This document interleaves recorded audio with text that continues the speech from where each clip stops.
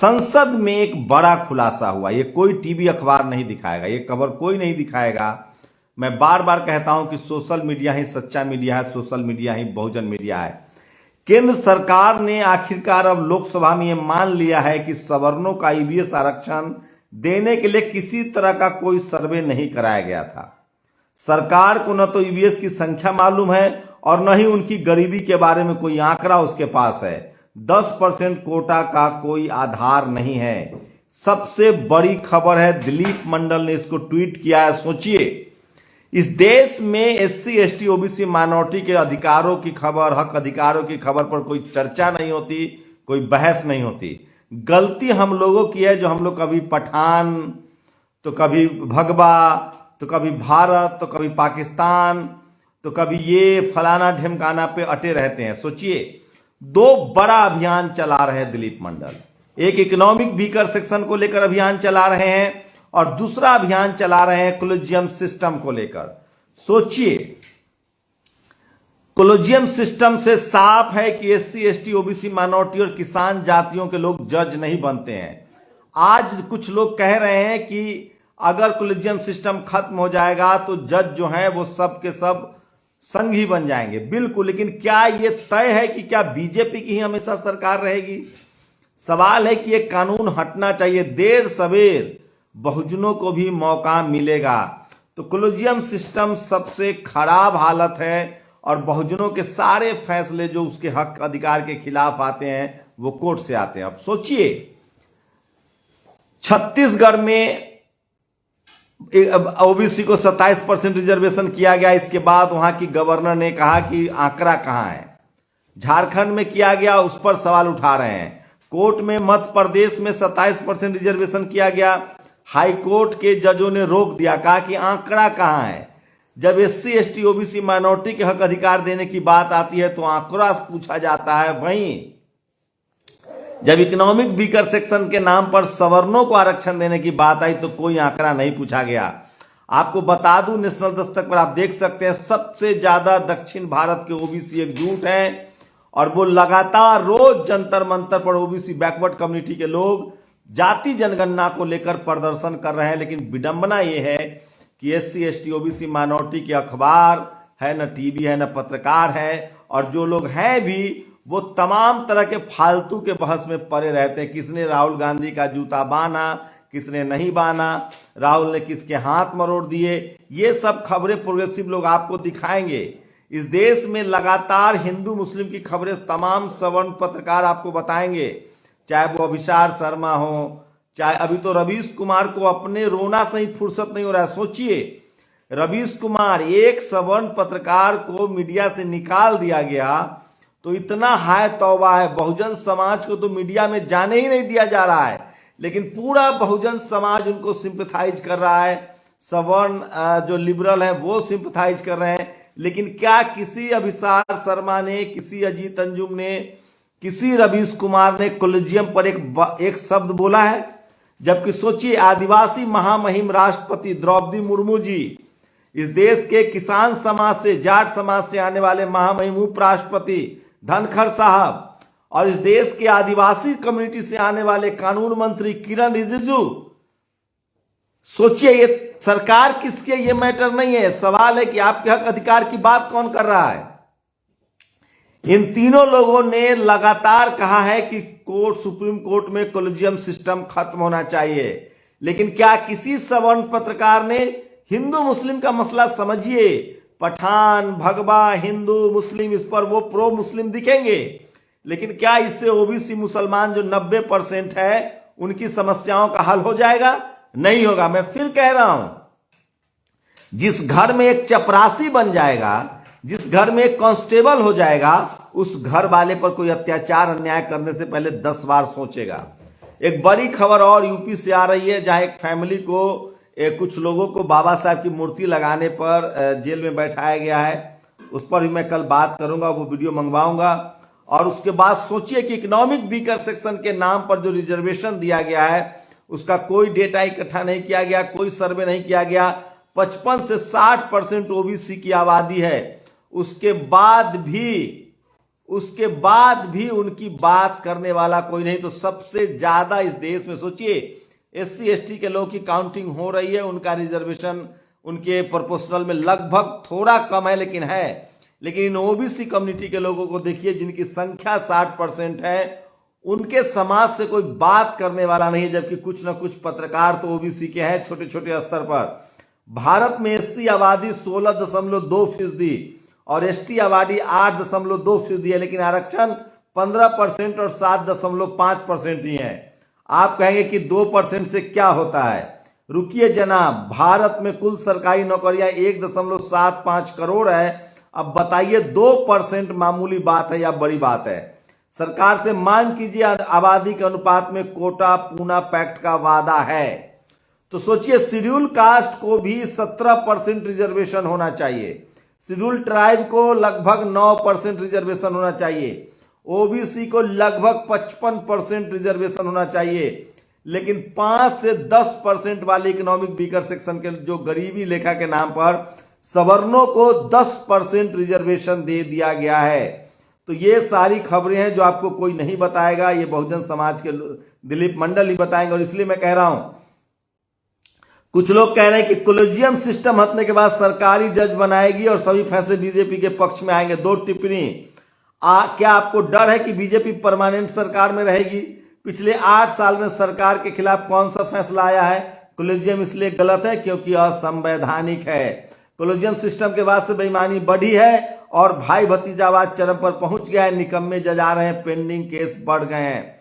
तो ये तमाम बड़ी खबरें थी, लेकिन सोचिए आप किस तरह से मुझे तो चिंता होती है बहुजन समाज के लोगों से। आज एक शख्स ने मुझे फोन किया, मैंने पूछा आप क्या करते हैं? तो मैं नौकरी करता हूं। मैंने कहा कि ठीक है बताइए क्या कहना चाह रहे हैं।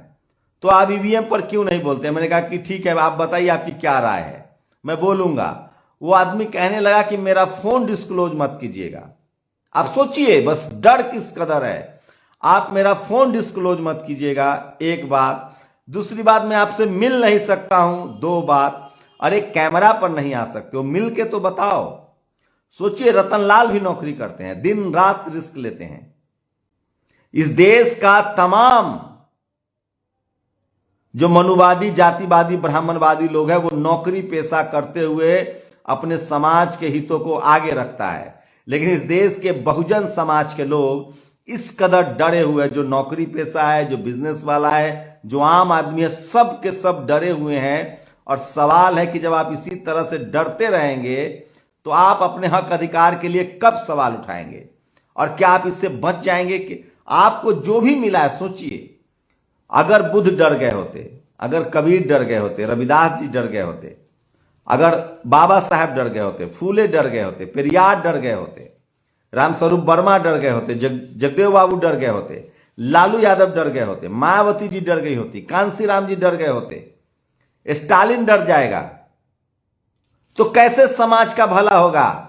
कब तक आप लोग डरते रहेंगे? और क्या आप डर के बच जाएंगे? एक आदमी SC ST OBC माइनॉरिटी का बता दे कि वो सम्मान से इस देश में नौकरी कर रहा है, वो सम्मान से जी रहा है। आप जब तक मजदूर हैं, लाचार हैं, बेबस हैं, उनको कोई दिक्कत नहीं है। लेकिन हम लोग को रोज धमकियां आते हैं। हम लोग पत्रकारिता कर रहे हैं, हम लोग किसी के खिलाफ नहीं है, हम अपने संवैधानिक अधिकार की बात कर रहे हैं। तो लोगों को पेट में दर्द होता है। और ये जो डर है ना, ये आपको डराया इसलिए जा रहा है कि आप डर रहे हैं। जिस देश का बहुजन समाज एक दूसरे का हाथ पकड़ के खड़ा हो जाएगा, और इसके लिए पढ़े लिखे लोगों की जिम्मेदारी है कि हम उनको जागृत करें, हम उनके अधिकारों की बात करें, क्योंकि उनको पढ़ने लिखने नहीं दिया गया। उनकी पहले नस्लें स्कूल कॉलेज आ रही है, और जब आ रही है तो वो जग रही है। बहुत लोग कहते हैं कि इस देश में शेड्यूल कास्ट पर सबसे ज्यादा अत्याचार OBC करते हैं। बिल्कुल ठीक बात है, ट्राइबल पर भी करते हैं। जातीय दंगे में भी SC ST OBC के लोग शामिल हैं, धार्मिक दंगे में भी शामिल है। लेकिन इसका अंतर समझिए, जब इस देश में ग्रामीण इलाकों में जातिवाद होता है तो OBC के लोग SC पर करते हैं, ट्राइबल पर करते हैं, धार्मिक हिंसा में मुसलमानों पर भी शामिल होते हैं अत्याचार करने में। लेकिन उसी OBC का, उसी जाट, गुर्जर, पटेल, मराठा के बच्चे जब कॉलेज में आते हैं, जब यूनिवर्सिटी में आते हैं, जब IAS बनते हैं, जब UPSC देते हैं, जब एनडीए में जाते हैं, किसी भी नौकरी बड़े पदों पर जाने की कोशिश करते हैं, तो उन लोगों के साथ भी जातिवाद होता है। इसलिए मैं कह रहा हूं कि जो पावर सेंटर्स की लड़ाई है, जो media, judiciary, college, university, bureaucracy, business की जो लड़ाई है, जो स्पोर्ट्स की लड़ाई है, जो फिल्म की लड़ाई है, उसमें आपको एकजुटता दिखानी पड़ेगी। और वहां एससी, एसटी, ओबीसी, माइनॉरिटी के जो बच्चे आते हैं, कॉलेज, यूनिवर्सिटी में आते हैं, वो एकजुट होते हैं। क्योंकि जातिवाद के खिलाफ लड़ाई जो है तभी समझ में आता है जब आप एजुकेशन में जाते हैं, हायर एजुकेशन में जाते हैं। इसलिए जिम्मेदारी ये पढ़े लिखे समाज की जिम्मेदारी है। जो पढ़ा लिखा समाज है, जो बहुजन समाज का जो पढ़ा लिखा तबका है, जो बिजनेस में है, नौकरी में है, जो अपने आप को आर्थिक रूप से, सामाजिक रूप से जो ऊपर लेके आया है, उनको पे बैक टू सोसाइटी करनी पड़ेगी और बहुजन समाज के हक अधिकारों की बात करनी पड़ेगी, ताकि हम सबका अधिकार सुरक्षित रहे। और इस देश के संविधान की रक्षा करनी होगी। हम तमाम गलत चीजों के खिलाफ खड़ा होना होगा। सोचिए, मैं ताज्जुब करता हूं, अमूमन मुझे जितने जो मनुवादी, जातिवादी, ब्राह्मणवादी लोग हैं जो मेरे साथ गाली गलौज करते हैं, वो ज्यादातर जो होते हैं या तो बहुत पढ़े लिखे होते हैं या एकदम कम पढ़े लिखे होते हैं।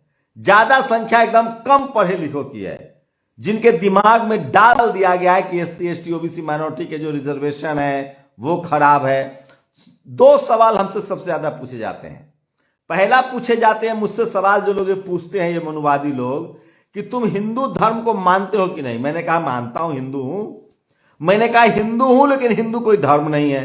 धर्म या तो वैदिक धर्म है, या ब्राह्मण धर्म है, या बुद्धिज्म, बौद्ध धर्म है, या क्रिश्चियनिटी है, या इस्लाम है, या सिखिज्म है, या जैन है, या पारसी धर्म है। रही बात, मैं कहता हूं मैं हिंदू हूं। अगर आप भी हिंदू है तो मैं भी हिंदू हूं, लेकिन मुझे बताओ, मैं हिंदू हूं तो हमारा शादी ब्याह जाति देख के क्यों होता है? इस देश के 90% हिंदुओं के पास जमीन क्यों नहीं है? इस देश के 90% हिंदुओं का शहरों पर कब्जा क्यों नहीं है? इस देश के 90% हिंदू जो किसान जातियां भी हैं, SC, ST, OBC, minority, Jat, Patel, Gurjar, Patel, Maratha, ये सुप्रीम कोर्ट में जज क्यों नहीं है? ये कैबिनेट मिनिस्टर क्यों नहीं है? डॉक्टर क्यों नहीं? इंजीनियर क्यों नहीं है? एक ही जाति विशेष के लोग इंजीनियर क्यों है? डॉक्टर क्यों है? जजेज क्यों है? पत्रकार क्यों है? संपादक क्यों है? सारे मलाईदार पदों पर यही लोग बैठे हुए क्यों हैं? यह कैसा हिंदुत्व है जो आप अपने ही भाई को आप नीचे रखते हैं? तब उनकी चुप्पी खत्म हो जाएगी और तब वो कहेंगे कि आप बांट रहे जातियों में। अरे मैंने जाति बनाई है, लाखों जातियां बना रखी थी आपने। बाबा साहब ने उसको एससी, एसटी, ओबीसी, माइनॉरिटी और जनरल में 5 कैटेगरी में बांटा है और उसके आधार से उसके अधिकार सुरक्षित किए हैं। लेकिन मैं फिर कह रहा हूं, जो रोज कहता हूं, आप तभी तक हिंदू हैं जब तक आपका वोट लेना है।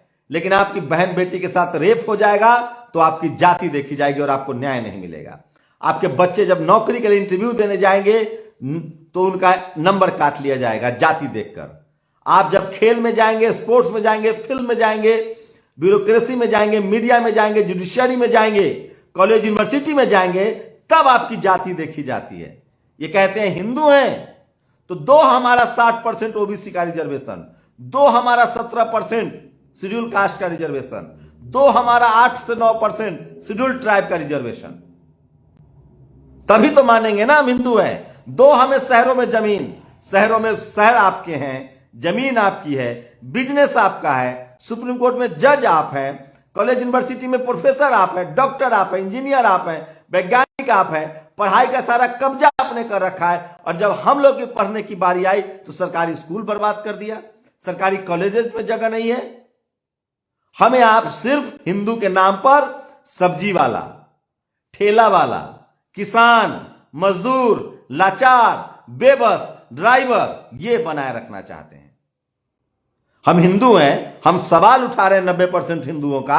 आपको तकलीफ क्यों हो रही है? क्योंकि आपका अधिकार, आपका जो कब्जा है, मैं उसमें से अधिकार मांग रहा हूं। यह समझना पड़ेगा आपको और खड़ा होना पड़ेगा। धर्म के नाम पर हमारा शोषण हो रहा है, हिंदू बनकर, हिंदू बनाकर हमें हमारा शोषण हो रहा है। इस बात को समझना पड़ेगा। और सोचिए, बिना कुछ कहे, बिना कोई सर्वे, बिना कोई मांग के 10% रिजर्वेशन मिल गया। और कॉलेजियम सिस्टम से इनके जज हैं, उन्होंने हरी झंडी दे दी। इस देश के किसी भी बड़े पद पर, सुप्रीम कोर्ट में चीफ जस्टिस हो, इनकम टैक्स का हेड हो, ईडी का हेड हो, सीबीआई का हेड हो, सीआरपीएफ का हेड हो, आर्मी प्रमुख हो, एयरपोर्ट फोर्स प्रमुख हो, या नेवी प्रमुख हो, इनकम टैक्स प्रमुख हो, आईटीबीपी का प्रमुख हो, सीआईएसएफ का प्रमुख हो, किसी भी बड़े पद पर, कैबिनेट सेक्रेटरी, पीएमओ हो, बहुजन समाज के लोग नहीं हैं, इक्का दुक्का भी नहीं है। हम सब आज भी आजादी के 75 साल बाद भी संविधान के बावजूद अपने शोषण को नहीं रोक पा रहे हैं, क्योंकि हम सब मानसिक रूप से डरे हुए हैं और चुप हैं। कुछ नहीं करना है आपको। आप जिस दिन बोलना शुरू कर देंगे अपने संवैधानिक अधिकारों के लिए, सिर्फ बोलना है और लिखना है। हमारे पास टीवी अखबार नहीं था, अब हमारे पास सोशल मीडिया है। जिस दिन हम लोगों ने बोलना, लिखना, पढ़ना शुरू कर दिया, हमारे सारे अधिकार सुरक्षित हो जाएंगे। और कुछ लोग हमें धमकी देते रहते हैं। अरे इस देश में 90% आबादी हमारी है। जमीनें हम जोतते हैं, सड़कें हम बनाते हैं, बिल्डिंगें हम बनाते हैं, मछली हम पकड़ते हैं, खेती हम करते हैं, और हमें धमकी दे रहे हो। धमकी इसलिए दे रहे हो कि हमारा समाज सोया हुआ है। इस देश के जाट, गुर्जर, पटेल, मराठा, किसान जातियां, उनको आपने उनके अधिकार छीन रखे हैं। वो जज नहीं है, बैरिस्टर नहीं है, डॉक्टर नहीं, इंजीनियर नहीं है, वाइस चांसलर नहीं है, प्रोफेसर नहीं है। मुट्ठी भर लोगों ने इस देश के संसाधनों पर कब्जा कर रखा है। सूरज एग्रे कहते हैं कि इस देश के 3% लोगों का 97% संसाधन पर कब्जा है, और 97% लोगों के पास सिर्फ 3% संसाधन है। इसके खिलाफ बात करनी पड़ेगी, सवाल उठाना पड़ेगा। और सोचिए, बाबा साहब का संविधान नहीं होता, मान्यवर कांशीराम साहब का आंदोलन नहीं होता, तो आज आपको जज नहीं देखते। जो ट्राइबल जज हैं, जो ट्राइबल राष्ट्रपति हैं, वो नहीं दिखती।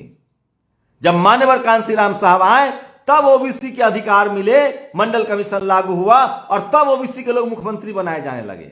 ये कर्पूरी ठाकुर की लड़ाई है, ये लालू यादव की लड़ाई है, रामस्वरूप वर्मा की लड़ाई है, रामबरन यादव की लड़ाई है, सोनेलाल पटेल की लड़ाई है, पेरियार की लड़ाई है, और उन तमाम महापुरुषों की लड़ाई है जिन्होंने अपनी जिंदगी कुर्बान की है। पिछले 2000 साल से हमारे महापुरुष लड़ रहे हैं, और वो हार भी रहे हैं, क्योंकि हम समाज के तौर पे एकजुट नहीं है।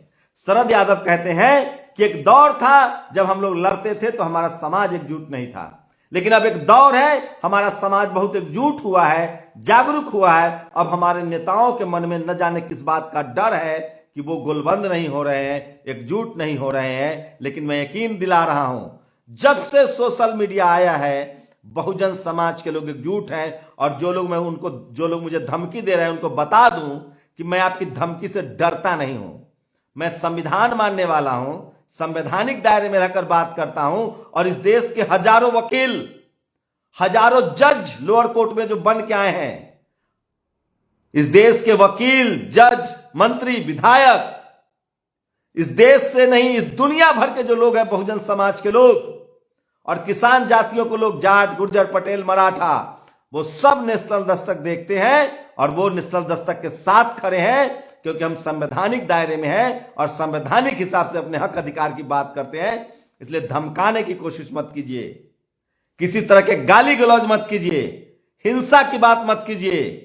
अपनी सुरक्षा में जिस दिन हम लोगों ने पलटवार कर दिया, आपको भागने की जगह नहीं मिलेगी। लेकिन हम लोग बुद्ध को मानने वाले हैं, पेरियार को मानने वाले हैं, हम लोग हिंसा के खिलाफ हैं। हमें खून बहाकर, गाली गलौज करके, हिंसा करके कुछ भी नहीं चाहिए। हम लोग उस सम्राट अशोक के वंशज हैं जिन्होंने तलवार उठाया था तो रक्त की नदियां बही थी, उसके बाद उन्होंने धम्म का रास्ता अपनाया और अपने बेटा बेटी को धम्म के प्रचार में लगा दिया। संघमित्रा, हम लोग उस वंशज हैं, चंद्रगुप्त मौर्य के वंशज हैं, घनानंद के वंशज हैं, जरासंध के वंशज हैं। आप हमें डराइए मत।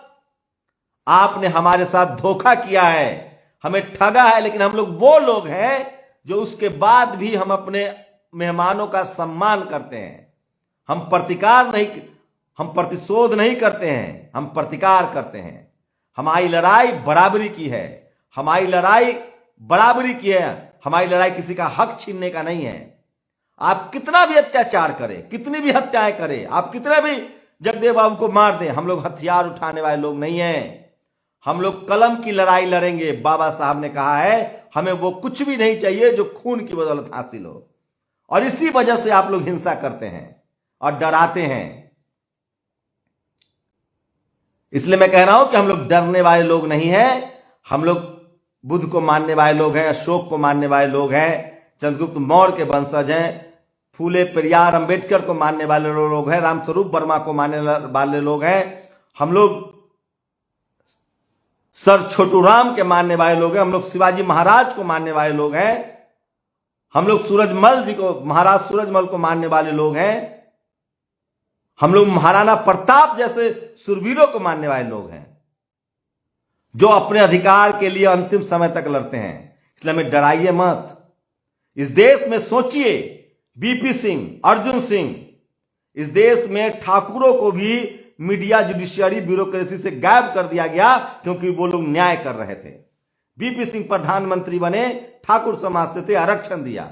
Arjun Singh social justice MHRD के मंत्री बने, ओबीसी को रिजर्वेशन दिया, इसलिए उनको खेल से बाहर कर दिया गया। अब उनके सबसे ज्यादा इस देश में जाट, पटेल, मराठा, गुर्जर और ठाकुर समाज के लोग, राजपूत समाज के लोग सेना में जाते थे, उनको अग्निवीर बना दिया गया है। कंपनियां बेची जा रही है, सारी पॉलिसी आरएसएस के दफ्तर से बन रही है। और इस सब पर रोक लगाने के लिए जरूरी है कि पहले कोलिजियम सिस्टम पर रोक लगे। और जिस दिन Jat, Gurjar, Patel, Maratha, Thakur, SC, ST, OBC के लोग जज बन जाएंगे, उस दिन इस देश में डेमोक्रेसी बचेगी। जिस दिन मीडिया में SC, ST, OBC, minority, Jat, Patel, Gurjar, Maratha और ठाकुरों का समावेश होगा, तब इस देश का सिस्टम बचेगा, संविधान बचेगा। इसलिए इन लोगों से संवैधानिक तरीके से सवाल पूछने का समय है और पूछना पड़ेगा। सोचिए, बिना किसी सर्वे के 10% इकोनॉमिक वीकर सेक्शन का रिजर्वेशन दे दिया। और पता कीजिए कि वो 10% रिजर्वेशन में कौन लोग जा रहे हैं। एक यूपी में कृषि कॉलेज है, वहां सुना है कि 28 में से 27 एक ही कम्युनिटी के लोग हैं। ये सब समझना पड़ेगा आपको। इस देश में वो कौन लोग हैं जो दूसरे का हक अधिकार पर कब्जा किए हुए हैं, उनकी पहचान जरूरी है।